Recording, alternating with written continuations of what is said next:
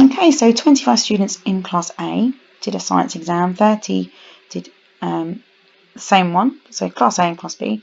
The mean mark for 25 students Class A is 67.8. Mean mark for all of them is 72. Work out the mean for B. Okay, now a lot of people do get these confused. It's kind of working mean backwards, and you just have to think of what happens with the mean. So when you're finding a mean of something, you're saying, well, the total, if I added up all their marks, I divided it by how many there were, in this case 25, I would then get the mean of 67.8. So that's for Class A. I don't know Class B, but I know them, all of them. They would have a certain amount of marks in total. I'll divide that by 55 to get my mean, and I'm going to get 72. So it's kind of like you haven't got the total amount, you've got how many there were and the mean, but to be able to find the mean for B, you need to break this down. You need to break down how many marks are in each, so you can then figure out B. So total marks for A, so start with A first, so 67.8, and to get the value of N, the value of all of their marks, you would multiply both sides by 25. So if you do that again on your calculator, so 67.8, 67.8 times 25, it's going to give us 1695. So if I added up all of their scores, that's what I'd get.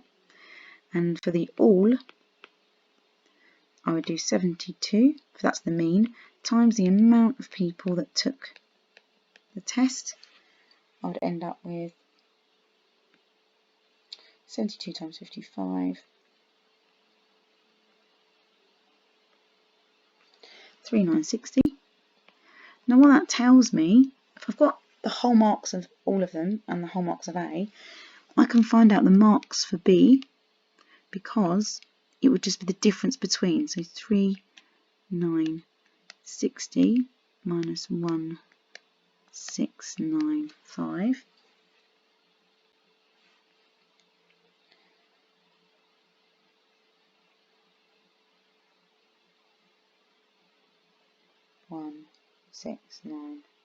Sorry, and then I get 2265.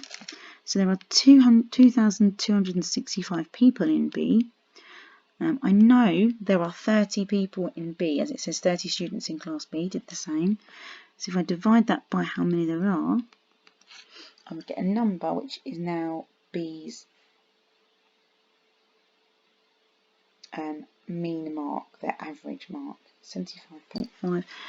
And that kind of makes sense because it's higher than what it was averagely, but then you can see that A was lower than the average, so B would have to be higher than the average to bring it down in the middle somewhere. So that makes sense.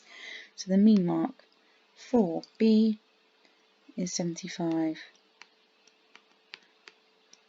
I hope it's quite clear. They do a lot of mean problem solving. You need to be able to do it backwards. Just have a think about what mean is in the first place and how you can work the numbers out. This is very commonly they do this, where they give part of information you need to work backwards. Okay, thanks for listening. Please comment down below if you need any help.